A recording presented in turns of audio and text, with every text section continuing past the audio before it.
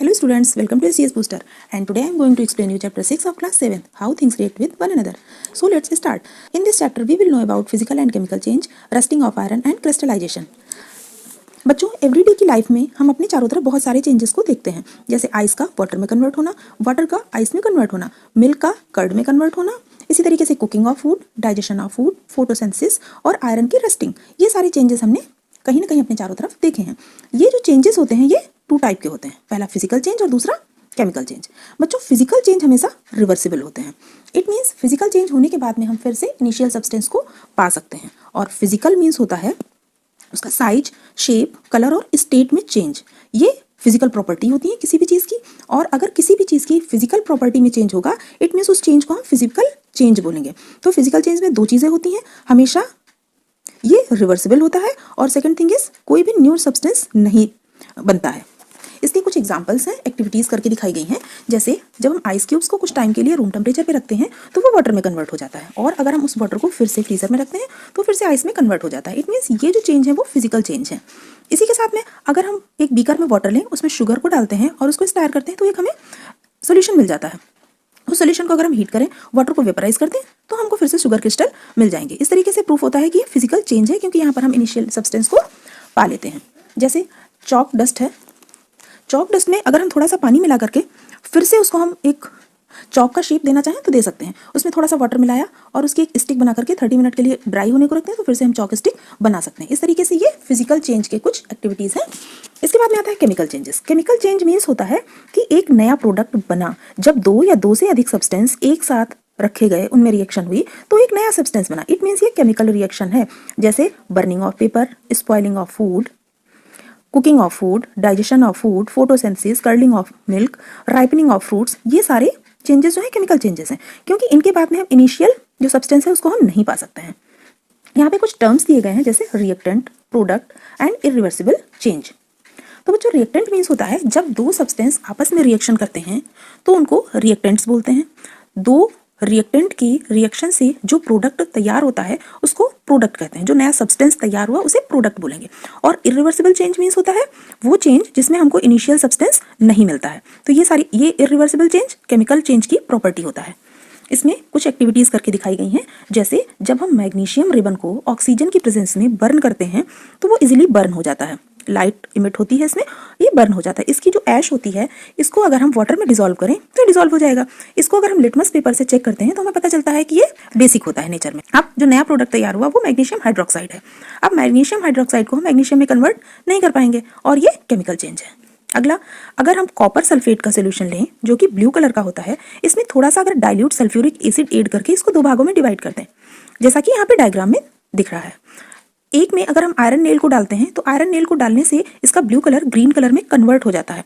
ऐसा इसलिए होता है क्योंकि कॉपर सल्फेट की रिएक्शन आयरन से होती है और ये ग्रीन कलर के आयरन सल्फेट में कन्वर्ट हो जाता है, और आयरन नेल के ऊपर जो ब्राउन कलर डिपॉजिट होता है वो कॉपर सल्फेट का कॉपर होता है।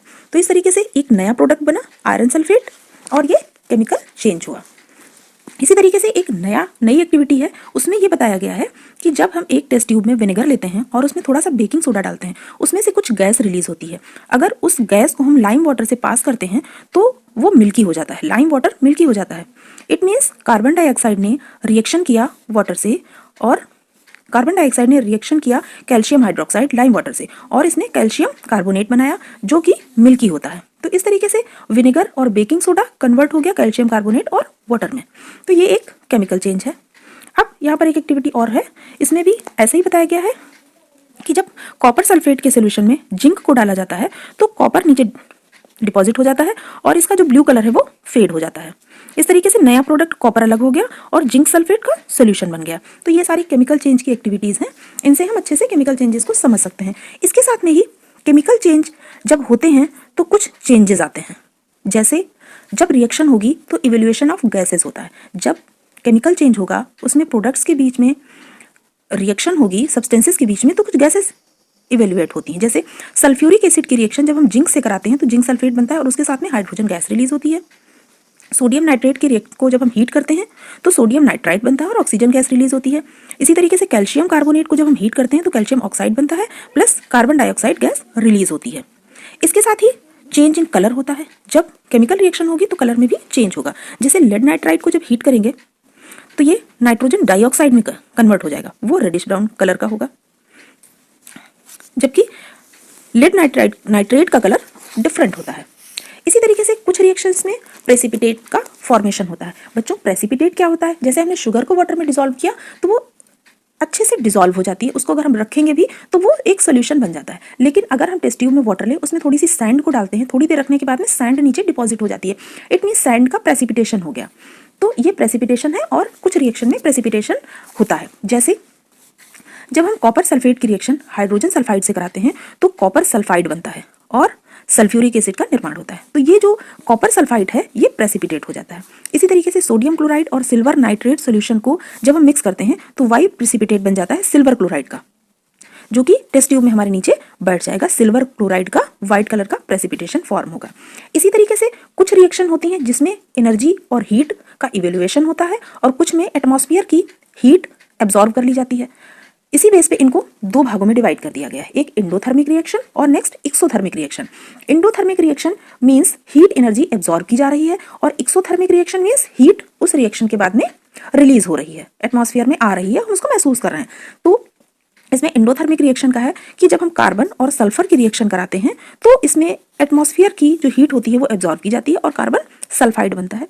नेक्स्ट अगर हम क्विक लाइम को वाटर में ऐड करते हैं तो कैल्शियम हाइड्रोक्साइड बनता है और हीट इवेल्युएट होती है। इसको हमने जब हमारे घरों में पुताई होती है तो अगर हम चूने को वाटर में डालते हैं तो एक्सोथर्मिक रिएक्शन होती है और उसमें हीट का इवेल्युएशन होता है। इसी तरीके से कुछ रिएक्शन है जिनमें साउंड प्रोड्यूस होती है, जैसे अभी मैंने विनेगर और बेकिंग सोडे की रिएक्शन बताई, उसमें जो कार्बन डाइऑक्साइड बनती है तो हल्की सी हिसिंग साउंड प्रोड्यूस होती है। और कुछ चेंज होते हैं जिसमें स्मेल आती है, जैसे जब हम फूड को फ्रिज में ना रखें और 24 आवर तक बाहर ही रखें वार्म वेदर में, तो उसमें जो ऑयल होता है उसकी रिएक्शन होती है उसके इंग्रेडिएंट से और उसमें कुछ बैड स्मेल आने लगती है, स्पॉइलेज हो जाता है। तो ये 6 चेंजेस हैं जो किसी भी केमिकल रिएक्शन में हो सकते हैं, एक भी हो सकता है और 2 भी हो सकते हैं। नेक्स्ट है रस्टिंग ऑफ आयरन। अच्छा, हम लोगों ने देखा है कि बारिश के मौसम में कोई आयरन अगर बाहर पड़ा हुआ, आयरन का मेटल, कोई भी आयरन मेटल की कोई भी चीज़ पड़ी हुई है तो उसके ऊपर एक लेयर बन जाती है, इसे रस्टिंग ऑफ आयरन बोलते हैं। ये आयरन ऑक्साइड, आयरन ऑक्सीजन से रिएक्शन करके आयरन ऑक्साइड बना लेता है और उसी की ये लेयर होती है, इसी को रस्टिंग बोलते हैं।